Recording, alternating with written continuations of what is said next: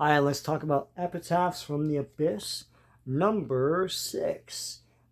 This is a comic that I didn't like from the beginning, and then it's gotten better and better with each comic.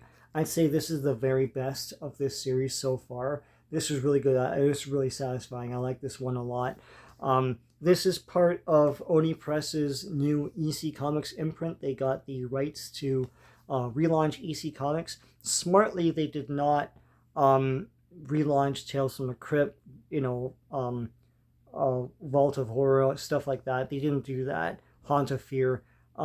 Instead, they have their own titles. This is Epitaphs from the Abyss. This is their horror title. There's other ones coming, Cruel Kingdom and all that stuff. And I'm gonna get those all. I was on the verge of dropping this from my pull, but this issue was really good. Let's get to the credits here. So the credits, oh, well here's the credits right here for the table of contents. So there's 3 stories.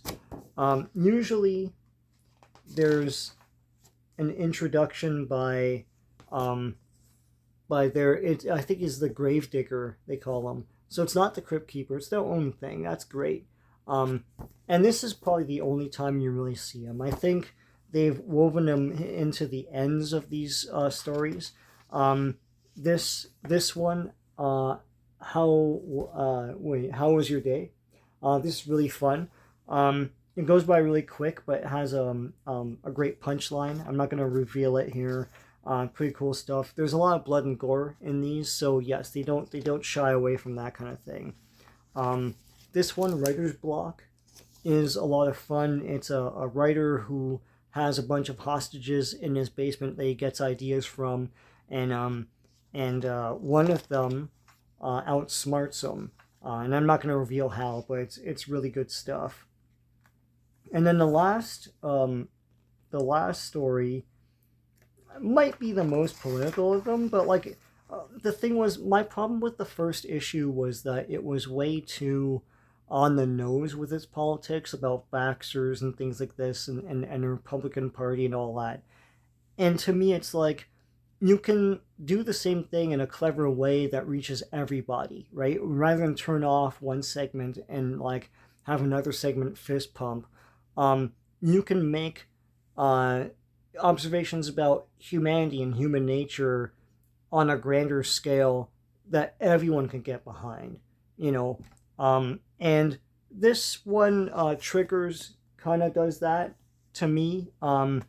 It's just, although everyone is acting really fickle, but but basically it's a gun show and everyone overreacts to something. That's all I'll say about that.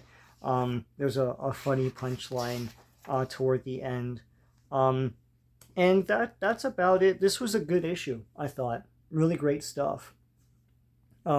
One thing I want to note about Epitaphs from the Abyss covers is usually these covers, this stuff never happens in the comic. The closest thing is whatever the Gravedigger is doing. So, and that's in the very beginning of the comic. So here, these kids are being served like a corpse or whatever. And then here, Gravedigger is having dinner with a corpse. And that's the closest you'll ever get to what's happening on this cover. This cover doesn't show anything that's in the comic.